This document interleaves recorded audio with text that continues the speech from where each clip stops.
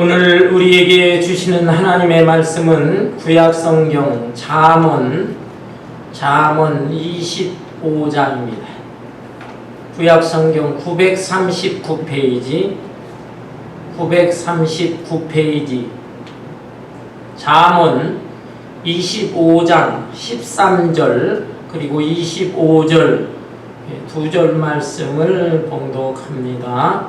먼저 잠언 25장 13절 말씀 한 목소리로 봉독할까요?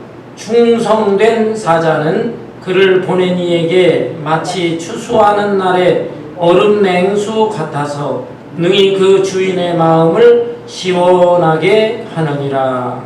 아울러서 같은 장입니다. 잠언 25장 25절 말씀 똑같이 한 목소리로 봉독합니다.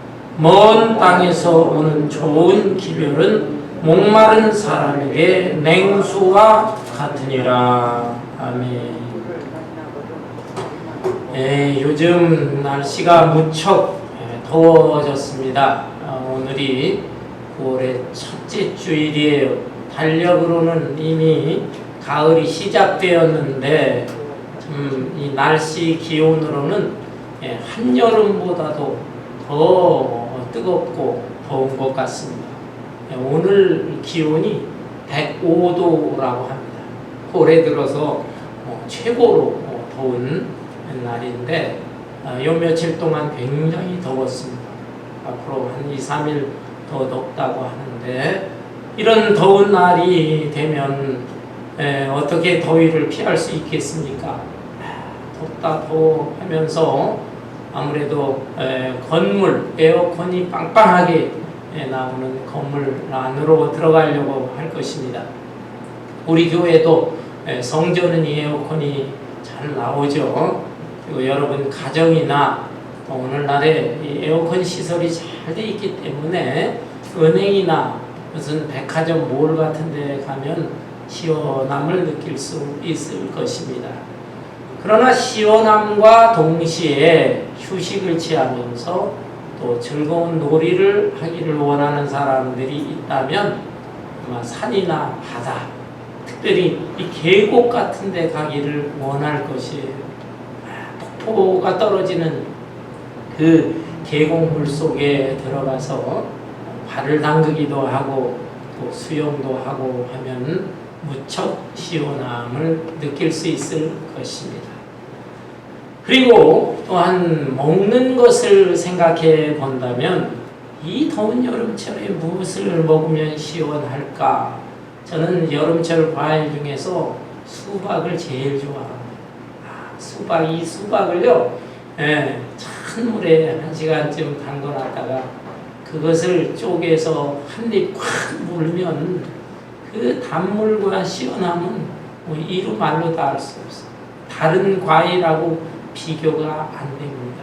그래서 여름에는 수박을 참 좋아하고 제 안사람한테도 수박 좀 사오라고 어떻게 수박 떨어지면 수박이 비싸지도 않은 것 같은데 수박 좀 사다 달라고 그렇게 쫄라들 때도 있습니다. 여러분 그러나 뭐니 해도 이 여름철에는 돈도 안 들고 정말로 시원한 것이 있다고 한다면 그것은 그냥 맹물, 냉수에다가 얼음을 동동 띄워가지고 마시는 것입니다. 그러면 이 얼음 냉수 한 사발 마시면요, 속이 그냥 시원하면서 그 뜨거운 열기가 식어지면서 땀이 쏙 들어가요. 그래서 시원한 것 하면은 얼음 냉수 그 이상 가는 것은 없는 것입니다.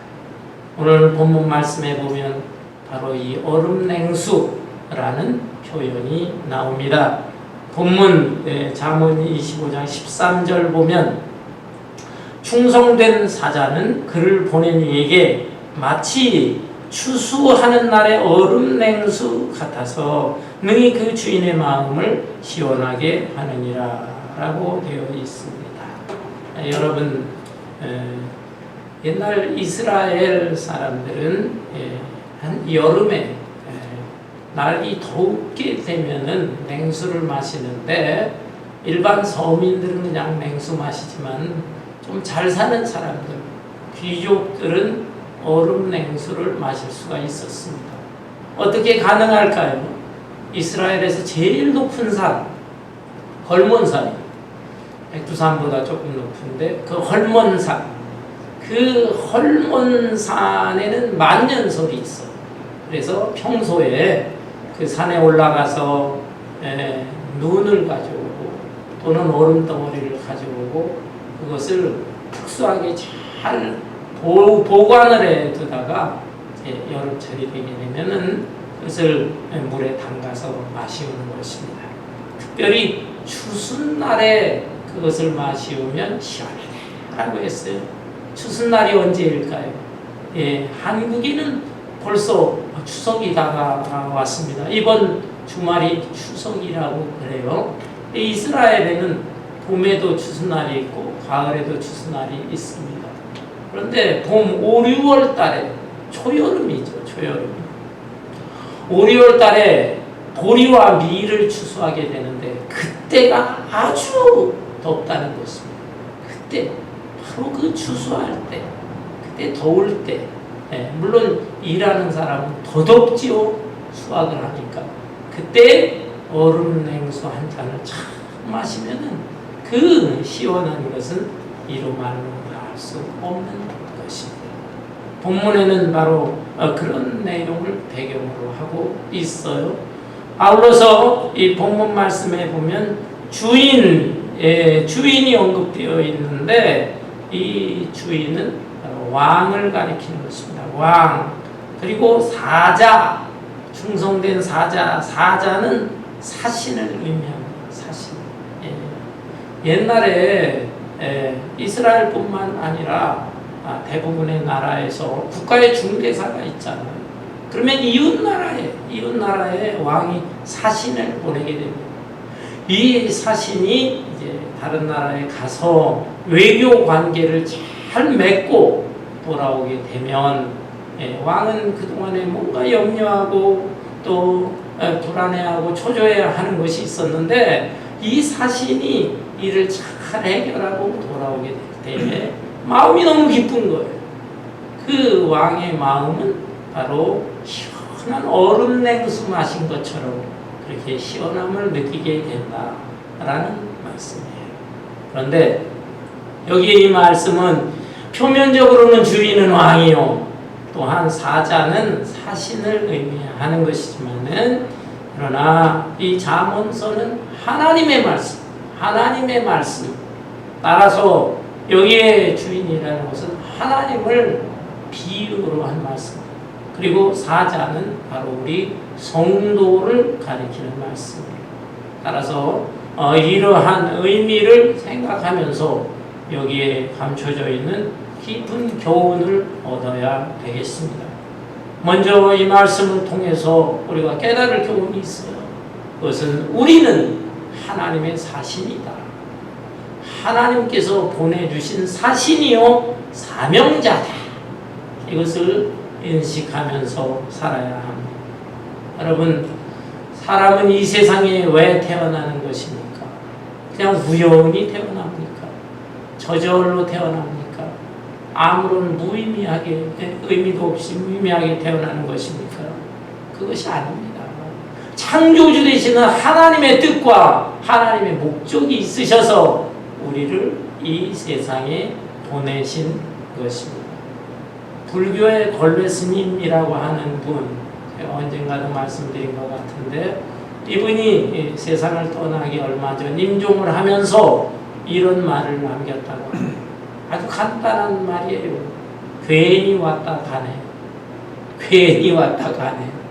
이 말 하나 남기고 떠났어요. 또 어떤 스님은 인생이라고 하는 게 뭔가 앙하고 태어나서 휙 하고 살다가 억하고 죽는 것이다. 생각 많이 했어요. 앙하고 태어나서 휙 하고 살다가 억하고 죽는 것이 인생이다 라는 말을 했어요. 이런 말을 들으면 왠지 너무 허무감을 느끼는 것입니다. 여러분, 우리가 인생을 이 세상만 생각을 한다면 허무한 것입니다. 그리고 나 중심으로, 그쵸? 내가 한 세상 편하게 살고 내 욕심만을 채우고 그러면서 산다면 그야말로 허무하기 짝이 없는 것입니다. 그러나 우리 기독교는 다른 것입니다. 기독교는 창조주 하나님을 믿습니다. 생명의 주관자, 우리 인생의 주관자 되시는 분이 하나님이세요. 그래서 이 세상을 넘어 영원한 세상이 있는 것입니다. 그리고 또한 우리가 이 땅에서의 사는 짧은 인생이지만 이 생에서의 삶은 창조주 되시는 하나님께서 우리에게 심부름을 보내서 심부름 받은 인생으로서 사는 것입니다. 마치 왕이 사신을 다른 나라에 파견하듯이. 또한 우리는 사명자입니다. 사명이라는 뜻이 심부름사자의 목숨명자. 우리는 하나님으로부터 심부름받은 목숨이다 라는 것입니다. 이것을 인식하면서 사는 사람은 우리 하나님의 마음을 시원하게 해드리고 자기 자신도 의미 있게 가치 있게 생을 살 수가 있는 것입니다. 우리는 하나님이 보내신 사신이요 사명자. 아울러 두 번째 교훈이 있다면 이런 사람으로서 우리는 충성된 사자가 되어야 한다. 충성된 사신, 충성된 사명자로 살 때 하나님의 마음을 시원하게 해드릴 수 있어요. 여러분, 왕이 사신을 파견한다든지 오늘날에는 대통령이 다른 나라에 외교관을 파견하게 됩니다. 그럴 때에 이 사신이나 외교관이 자기 임무를 갖다 충성스럽게 성실하게 잘 감당하고 돌아오면 얼마나 좋습니까? 그것은 국익에도 도움이 되는 것이고 또 나라의 위상을 높이는 일이 될 수 있는 것입니다. 그런데 어떤 사신, 오늘날에도 어떤 외교관들은 오히려 왕이나 대통령 지도자의 뜻대로 하지를 않고 지 멋대로 행동을 하다가 나라 망신시키는 그런 사람들도 있습니다. 2년 전인가 3년 전인가 우리 한국에서도 제3세계 작은 나라예요. 거기 외교관들을 파견했는데 이 외교관들이 너무나 못됐어요. 그냥 시간에서 술집에 가서 술이나 퍼마시고 심지어는 그냥 여자들 성희롱까지 했네요. 그것이 그냥 알려지게 됐어요. 그러니 이걸 어떻게 하면 좋습니까? 나라를 대신해서 간 사람들인데 이런 짓을 하고 그래서 그냥 국가 망신시켰다. 그냥 불러들여라 해서 아마 큰 징계를 받은 것으로 알고 있습니다. 여러분, 이런 점을 생각을 할 때 우리도 이 세상에 그냥 온 것이 아니죠. 하나님의 귀한 뜻과 목적이 있어서 우리를 이 땅에 보내시고 하나님의 원하시는 뜻을 이루라 심부름을 보내신 것입니다. 그 뜻을 잘 생각하면서 충성을 다해. 이 충성이라고 하는 말, 피스토스, 충성. 이 말은 아주 성실 또는 신뢰받을 만한 신실한 이런 뜻을 가지고 있습니다. 곧 하나님에게 정말 성실하고 또 신뢰받을 만한 신실한 삶을 살아야 되는 것입니다. 특별히 우리는 작은 일에도 충성을 다해야겠어요. 작은 일. 하나님께서 맡겨주신 일이 있는데 크고 위대한 사람들만 바라볼 게 아니에요. 우리 같은 평범한 사람일지라도 나에게 맡겨주신 것이 있거든요. 나에게 하나님께서 은사를 주시고 그 은사를 잘 활용해라. 사람 보기에는 작은 일 같아. 그러나 충성하고 최선을 다한다면 하나님께서 그것을 기뻐하시고 하나님의 마음이 시원해지는 것입니다. 중세시대에 어떤 젊은 청년인데 이 청년이 귀족 집안의 정원사 노릇을 했습니다. 정원에 있는 많은 꽃나무들을 잘 가꿨어요. 그리고 또 여러 작은 화분들이 있었어요.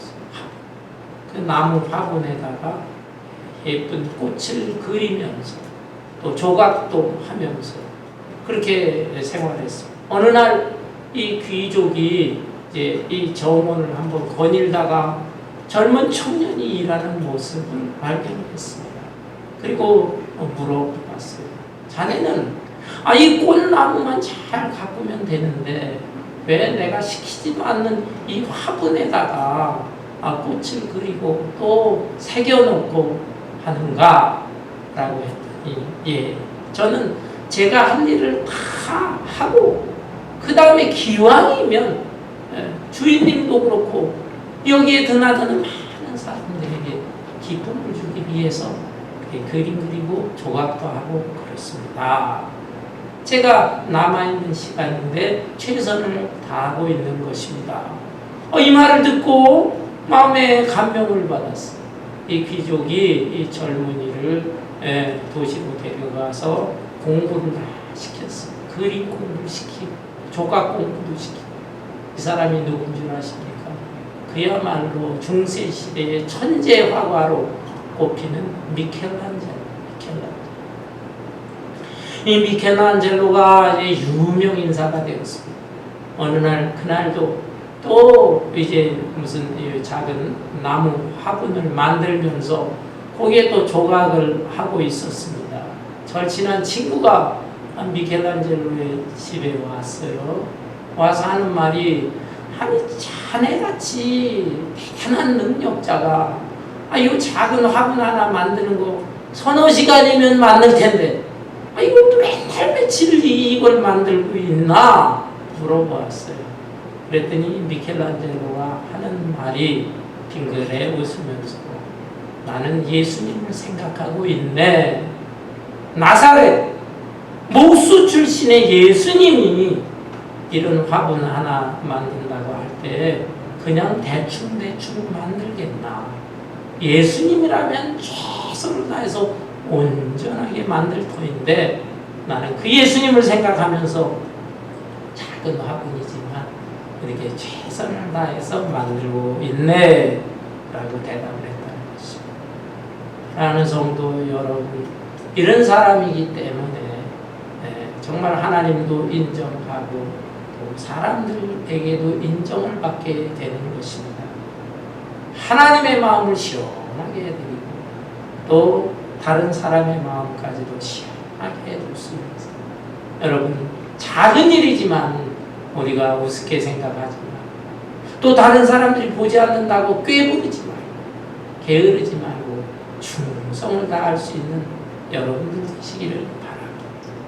아울러서 이 말씀을 통해서 또 한 가지 교훈을 얻을 수 있다면 우리가 하나님의 보내심을 받은 사람으로서 충성을 다해야 되는데 특별히 복음을 전하는 일에 힘써야 되겠어요.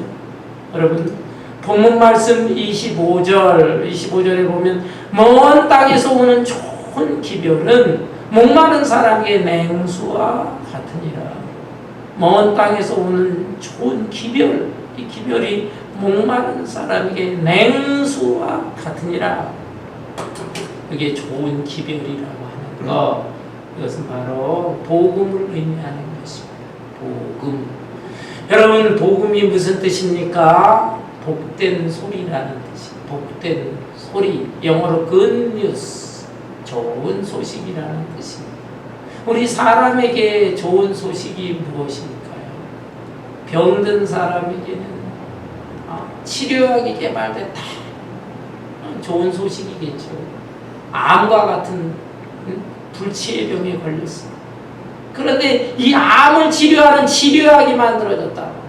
또는 이것을 치료하는 수술 기법이 발견됐다.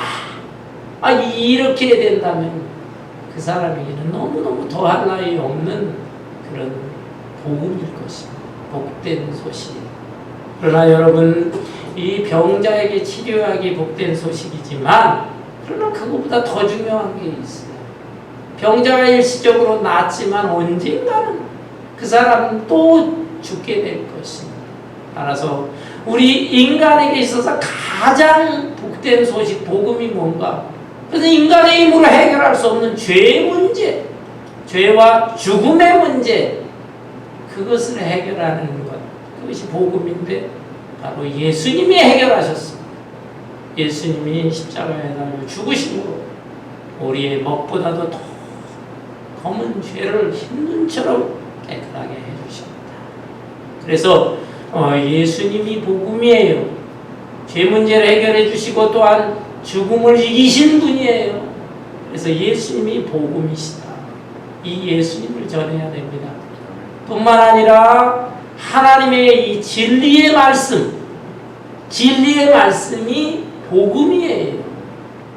이 세상에는 여러 훌륭한 지식, 또한 여러 이론, 그리고 문학작품, 철학, 서적, 또 여러 사상, 이런 것들이 많이 있습니다. 이런 것들이 이 세상을 살아가는데 일시적으로 어느 정도 도움을 줄 수가 있어요. 그렇지만 그런 것들은 다 사람의 마음속에서, 사람의 머릿속에서 나온 것들입니다. 그런 거기 때문에 불완전한 거예요. 불완전한 거. 그리고 언젠가는 이것은 변할 수가 있어요. 변할 수. 그러나 하나님의 진리의 말씀은 하나님으로부터 온 것입니다. 전지전능하신 하나님, 선하시고 좋으신 하나님, 그 하나님께서 우리에게 계시, 하나님의 뜻을 보여주셨다, 알려주셨다. 그게 계시예요. 계시로 알려주신 것, 우리에게 선물로 주신 것, 이것이 성경 말씀이고 진리의 말씀인 것입니다. 이 진리의 말씀은 사람의 말이 아니고 하나님의 말씀이기 때문에 하나님의 언약, 하나님의 약속의 말씀. 사람의 약속이라고 하는 것은 환경과 상황에 따라서 바뀌어집니다. 사람들이 약속을 지키지를 못해요. 아무리 저 사람 믿을 만한 사람이야, 그래도 100% 완전히 지키는 사람은 없습니다. 그러나 우리 하나님께서는 어제나 오늘이나 영원토록 동일하신 하나님, 그리고 하나님의 언약의 말씀, 그 약속의 말씀, 영원 불변한 진리의 말씀, 그 진리의 말씀이기 때문에 그 말씀을 붙들고 살면 우리의 인생은 인생의 도리를 다 하면서 하나님의 마음을 시원하게 해드리고요. 그리고 내 인생도 행복하고 시원한 인생을 살아가게 될 것입니다. 여러분, 이런 면에서 여러분 기회가 있는데 또 때를 얻든지 못 얻든지 예수를 전하고 그 진리의 말씀을 전할 수 있기를 바랍니다. 18세기에 유명한 조지 휘필드라고 하는 전도자가 있어요. 영국에서 정말 요한 웨슬레, 잔 웨슬레, 감리교를 창설한 잔 웨슬레와 더불어서 조지 휘필드, 영국 교회 부흥에 앞장섰던 위대한 분입니다. 이분은 늘 얘기했어요. 나는 내 몸이 녹슬어질 때까지 기다릴 것이 아니라 나는 오히려 내 몸이 닳아질 때까지 하나님의 복음을 전하면서 살게. 내 몸이 녹쓰는 것이 아니라 내 몸이 닳아질 때까지, 부서질 때까지 하나님의 복음을 전하면서 살다 갑니다. 이렇게 늘 고백을 했어요. 나이가 55세 젊은 나이죠. 아깝지만 55세 젊은 나이로 세상을 떠났지만 바로 그 전날까지도 하나님의 진리의 말씀을 전하다가 간 위대한 믿음의 선배인 것입니다. 사랑하는 성도 여러분, 우리도 말씀을 증거하면서 살아야 되겠어요. 어제 제 안사람 홍원실 사모가 마켓에 갔습니다. 한인 마켓, 플러톤에 있는 마켓인데 그 마켓에 갔더니 사람들이 평소보다 별로 없더래요. 요즘 물가가 굉장히 올랐잖아요. 그리고 또 날이 어제도 100도가 넘었거든요.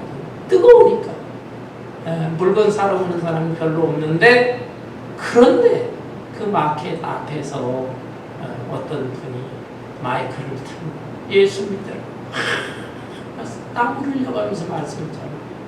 그분 종종 여러분 아마 보셨을 것입니다. 저도 몇 번 본 분이에요. 그냥 어제같이 뜨거운 날 정말 밖에 나와 있을 수 없어요. 어떻게 움직이거나 걸어 다닐 수 없어요. 그런데 그냥 이리저리 왔다 갔다 하면서 예수님이라고 여러분 천국에 있습니다. 지옥을 두려워하십시오. 막 전했다는 것입니다. 어제 저는 뭐 마켓에 따라가진 않았지만 그 말을 들으면서 도전을 받았어요. 어떤 분들은 꼭 전도를 그렇게 해야 돼. 전도하는 거 좀 신사적으로 해야지.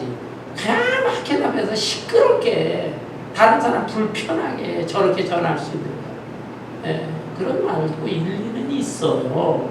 그렇지만 그래도 그 땀을 피우듯 흘려가면서 이 뜨거운 날에 주의 복음을 전해보겠다고 그래도 그 자리에 나와서 그렇게 말씀을 외치는 그 사람에 대해서 비판보다는 대단한 사람이구나 존경하는 마음이 더 커야 될 것 아니겠습니까? 그런 사람들에 대해서 비판하는 사람들은 얼마나 그러면은 자기가 지혜롭게 자기 주변에 있는 사람들에게 예수 믿으라고 말 한 번 제대로 전했습니까? 그렇죠. 우리는 주의 말씀을 때를 얻든지 못 얻든지 전해서 사람들에게 이 좋은 기별의 소식을 알려줘야 되겠습니다. 그런데 이 주의 말씀이라고 하는 것은 입으로만 전하는 거예요. 어느 면에는 요즘에 입으로 전하는 말씀이 너무 많아. 이 하나님의 말씀이 이것도 무슨 CD다 유튜브다 너무 많아 홍수처럼. 따라서 입으로 전하는 이 말씀도 필요하고 중요하지만 행동으로 실천으로 주의 복음을 나타내는 것이 더 중요하다라고 할 수가 있습니다. 여러분 20세기에 정말 세계적으로 유명한 배우 중에 한 사람 오드리 헵번이라고 하는 분 아실 것입니다. 세계 최고의 배우였어요. 로마의 휴일이라고 하는 그 영화를 통해서 여우 주연상도 받고 그에 많은 상을 받았던 사람이잖아요.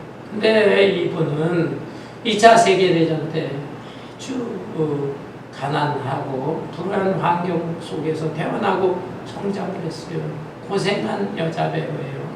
그래서 그 스타덤에 올랐으면서도 유니세프라고 UN 아동 구호단체죠. 그곳에 홍보대사로 속해 있으면서 많은 좋은 일을 했어요. 특별히 세상을 떠나기 한 6년여 동안은 전적으로 아프리카 소말리아를 비롯해서 동남아시아, 남미 이런 데를 다니면서 피고름이 나는 아이들, 그냥 뼈만 앙상하게 나는 아이들, 그런 아이들 그냥 같이 껴안고 쓰다듬어주고 또 물질적으로도 도와주고 그런 사역을 하다가 63세면 좀 아까운 나이죠. 대장암으로 세상을 떠났습니다. 그런데 이 오드리 헵번이 평소에도 참 유명한 말을 많이 했어요.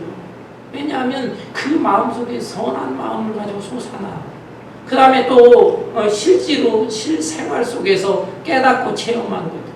그런 것들이기 때문에 입에서 나오는 게 정말 주옥 같은 명언을 많이 남겼거든요. 세상을 떠나기 전해 크리스마스 이브 날 자기 사랑하는 아들에게 편지를 써서 유언을 남겼답니다. 그것이 지금 오늘날에 남아있는데요. 그 유언의 내용을 다 읽어드릴 수는 없고 중요한 내용만 여러분들에게 알려드립니다. 아름다운 입술을 갖고 싶으면 친절한 말을 하라. 사랑스러운 눈을 갖고 싶으면 사람들에게서 좋은 점을 보아라. 날씬한 몸매를 갖고 싶으면 너의 음식을 배고픈 사람과 나누어라. 기억하라. 내가 더 나이가 들면 손이 2개라는 것을 발견하게 될 것이다. 한 손은 너 자신을 돕는 손이지만 다른 손은 다른 사람을 돕는 손이라고 하는 것을 명심하여라. 그것이 사랑하는 아들에게 남겨준 유언이었다고 합니다. 사랑하는 성도 여러분, 이런 사람이기 때문에 그 오드리 헵번, 그 노년의 모습은 이마에 주름이 있고 얼굴이 조글조글하고 그래요. 그런데 저도 솔직히 그 얼굴을 다 봤어요. 젊었을 때 그 아름다운 미모, 아주 화사하고 꽃같이 예쁜 그런 미모지만 늙어 주름이 쪼글쪼글한 모습이면서도 그 눈빛과 그 모습에 그 신앙과 인자함 이게 배어 나오는데요. 그 모습이 더 아름답다. 여러분, 정말 곱게 아름답게 멋있게 늙어간 사람이고, 그리고 정말 이 인생의 후배들에게 아름다운 모습을 남기고 떠난 배우다. 이런 생각을 하게 되었습니다. 그야말로 하나님 앞에 또 이 세상 사람들에게 시원한 것을 남기고 떠난 여자 배우다. 이런 생각을 했습니다. 여러분, 오늘 본 말씀을 기억하십시다. 우리는 어떤 사람입니까? 하나님께서 보내신 사신이요 사명자다. 그것을 인식하시고 이런 사람으로서 나는 충성을 다하면서 살아야 됩니다. 성실하게 게으름 없이 최선을 다하면서 살아야 됩니다. 그리고 기왕이면 하나님의 말씀, 이 복음을 전하고 입술로만 전하는 것이 아니라 내 주변에 있는 사람들에게 행동으로 실천하면서 주의 복음을 나타내고 예수 그리스도의 향기를 풍기면서 살아야 되겠다. 다짐하시기를 바랍니다. 이런 삶을 삶으로 인해서 하나님의 마음을 시원하게 해드리고 다른 사람들의 마음도 시원하게 해주고 그리고 내 자신도 마음이 시원하고 편안해서 행복하고 가치 있고 보람 있는 생애를 살아갈 수 있기를 주님의 이름으로 축원합니다. 찬송